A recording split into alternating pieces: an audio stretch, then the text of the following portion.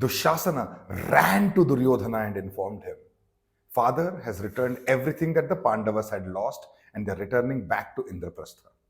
Duryodhana would not have it. He had a word with Karna and Shakuni and they came up with a plan and ran towards Dhritarashtra. They told him, "Do you think they are going to go in peace and forget about the insult that was meted to them? They are going to call in the favors of all the kings, bring an army, attack and destroy us. Now is the time to punish them because there is no other way to win against them now. We have gone too far on this path." Dhritarashtra says, "You're right and we need to bring them back." Shakuni suggests that we should call them back for another game of dice, and this time when I defeat them, they will have nothing left, not even their self-respect. Gandhari is scandalized. She says, "We have just built a dam to stop this dangerous river and you people are talking about destroying this now? Do you realize the flood is going to destroy the entire Kuru dynasty?" To which Dhritarashtra says, "If being destroyed is our destiny, then what choice do I have? How can I stand in the way of destiny?" Yudhisthira is stopped on the way by Vidura to be told that he is being invited back into Dyuta Krida once more. Unbelievably, Yudhishthira turns back and neither the brother nor the wife stops him.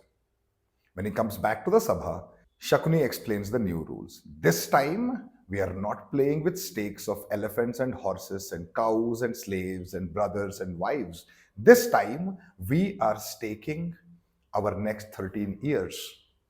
The person who wins gets the kingdom of both the people, and the person who loses goes into exile for 12 years and then has to spend another additional year in incognito. In this 13th year, if they are spotted and identified, they have to go back into exile for 12 more years and another year of incognito until the conditions are fully met. We're going to play only one game, one stake, and winner takes it all and loses leaves for exile.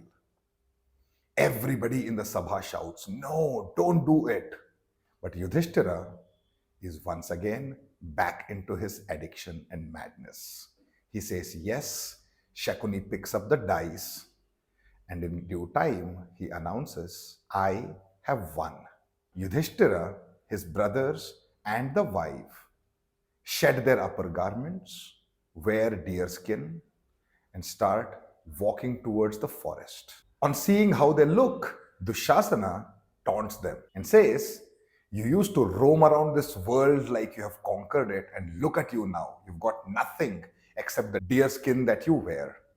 He turns to Draupadi and tells her, one husband is enough to take care of a wife and to protect her. Look at you, you've got 5 and not one of them can stop your suffering and your insult. If you take my word, you should marry one of us.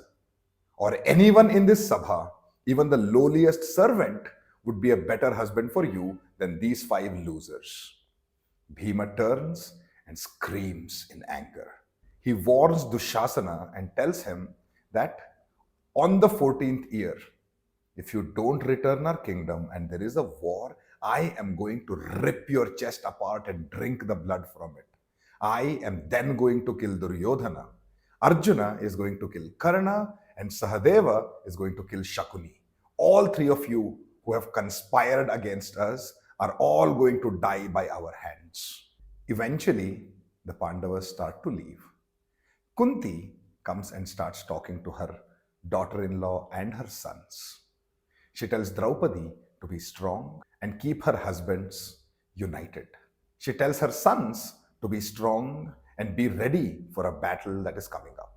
Vidura gives another dire warning. He says, "The happiness that you see now, O Duryodhana, it's only going to last as long as the shade from palm tree lasts in winter.